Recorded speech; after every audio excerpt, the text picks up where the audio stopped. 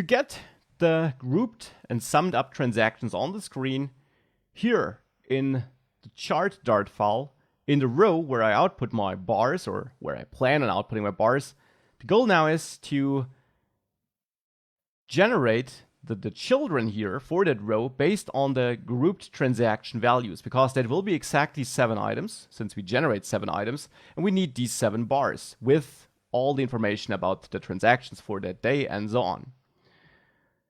Hence, down here, we can refer to grouped transaction values, which is a list, and map this into a list of widgets. And as always, on map, you need to call toList in the end. Now here we have a function that executes on every item in that grouped transaction values list. And that will receive the data, or whatever you want to name it, that name is up to you, for every element here. In there, we need to return a widget, and we have no widget for that bar yet. We haven't created a widget that could be a bar in our chart. So for the moment, we can return some text here, so start, and simply output data, day here, which should be the shortcut for the weekday, plus a colon, plus data amount to string. Now, of course, as you learned, concatenating data like this is not really necessary. Shortcut is that you have a string here, and then you use $, and then here, data day. However, since it's more than just a single variable, you need to wrap that in curly braces. And then we have a colon. This is now normal text. And after that, we have, again, another string interpolation here where we access data amount. And this will automatically be converted to a string then. If we save this, I get an error here. Let's ignore it for now. It's just some overflow here because we're entering too much data. The important thing is that theoretically it works though. Super ugly, but we see our weekday, and then we also see our value. Small correction from my side, the weekday here is not yet a single digit, a single character. To turn it into a single character, however, we can go here to the place where we generate that formatted weekday and use the substring method, a default method you can use on any string in Dart. Start at the first character, which has the index of 0, and end after the first character, so before the second character. And if you do that, now indeed you have T, W, T, and so on. So it's a tiny fix, but of course the more important fix is that we render real bar charts here, real bars, and not, well, ugly text like this. So let's build the bars for our chart, and therefore I'll add a new file in the widgets folder, chart_bar.dart. That will simply hold the bars for my chart. It'll be a stateless widget because we don't need to change any data in a single bar. I'll name it chart bar. You can, of course, name your widgets whatever you prefer. And in there, as always, we import the material Dart file so that we unlock stateless widget and so on. Now in the chart bar, I expect some information. I, of course, want to have my label, so the text, the weekday.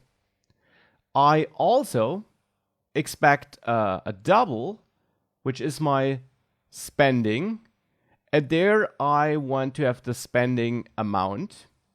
But I also, and that's new, need a double, which is my spending percentage of total, if you want to name it like this. You could use a shorter name, but I want to be really clear what this is.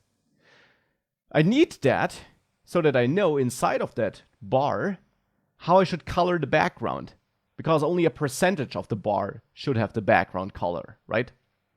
So these are the 3 pieces of information I need.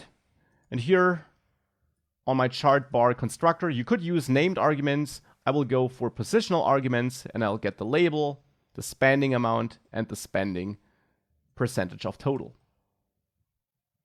With that information, we can now work on the bar. And that will be a column here, because we have 3 items on top of each other, or above each other. So let's add children here. And the topmost item is, let's say, the amount we spent on that day. So therefore here, that can be some text.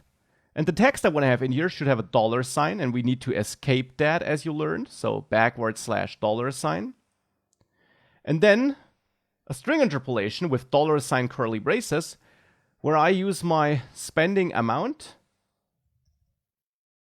But there I want to call toString as fixed to remove all decimal places by setting them to 0, so that I have no decimal places here and I only show the rounded integer value, so to say. So that's the topmost element, the text with the $signs. Then let's say we have a sized box to add some spacing, maybe 4 pixels. And thereafter a container. That's our main bar. This container might have a height of, let's say, 60 pixels and a width of maybe 10. And then the child should be a background that is filled to, well, different amounts. We can fill that background fractionally, so to say.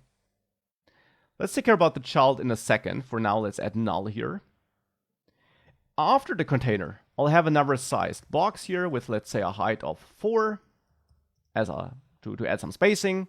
And below that, a text with my label, which holds the weekday. So now back to that container. How can we give this a background that's partially filled? For that, let's use a new widget, which I mentioned earlier on a slide, but which we haven't used yet. And that's the stack widget. The stack widget allows you to place elements on top of each other. And with top, I mean in like a 3-dimensional space. So not on top of each other like a column, but really overlapping each other. It also takes a children argument, which takes a list of widgets. And now the first widget you add here will be the bottommost widget. This should be a container with a decoration, which is a box decoration object,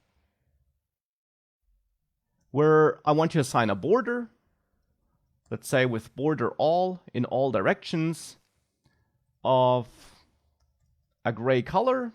And here I'm not using the theme because this is really the only widget where I want this, and a width of 1 pixel. Whoops, I should also target my color here. With color is gray. Besides that, the decoration for this container should be that I have a background color, which maybe is a light gray color. I'll also select this manually here, and I'll not use gray from colors because that's too dark. Instead here, I'll use color, and then that has a constructor from RGBO. And that means it's allowing us to mix a color with red, green, blue, and opacity values. And here, if you pass 220, 220, 220, and then 1, you should get a light gray color. So this is basically RGBA values being used. Each value here can be between 0 and 255, and you can simply play around with that or use some color mixers on the internet to generate your favorite color in RGBA code. Last but not least, I want to have a border radius for some rounded corners. And here we need a border radius geometry. We create that, however, with the border radius class. And there you can use the circular constructor to give that border radius of, let's say, 20 pixels. You can play around with that, what fits your or what suits your needs. Maybe let's use 10. With that, we have the overall container. That will be the main container. And now I want to overlay, hence the stack, another container, which is smaller, which has less height than 60, and which has a different background color, so that we have the effect of that container here being partially filled. So therefore, inside of the stack, above of that container, because the elements here are from at the bottom to at the top, ordered. So on top of that container, I'll add another container where I could manually set the height differently, or I use a special widget Flutter has, the fractionally sized box. And this allows me to create a box that is sized as a fraction of another value. There you need to add a height factor, and that height factor should be a value between 0 and 1, where 1 is 100% of the surrounding container. So in this case, this is the surrounding container. So 1 would give us a height of 60, 0 would be, well, 0. And my percentage is, of course, my spanning percentage of total here. I expect this to be a value between 0 and 1, so I pass this here as a value to height factor. Now, since I can't set a decoration on the fractionally sized box, but I can set a child, I'll add a container as a child here. And that container now will have the background color I want. So I'll give it a decoration here, which is a box decoration, where I set the color. By the way, you could set the color directly on the container too with the color argument, but I want to use the decoration because I want to set more than just the color. So I'll set the color here, and the color should be based on the theme. So let's select it from our context, and there our primary color maybe. Of course, it's up to you which color you want to use. And then set the same border radius as for the other border, so that the two containers which are placed on top of each other are matching up regarding their borders and their edges. And with that, we should have a bar that works. Let's now try it, and let's make sure we pass in a value for spending percentage of total.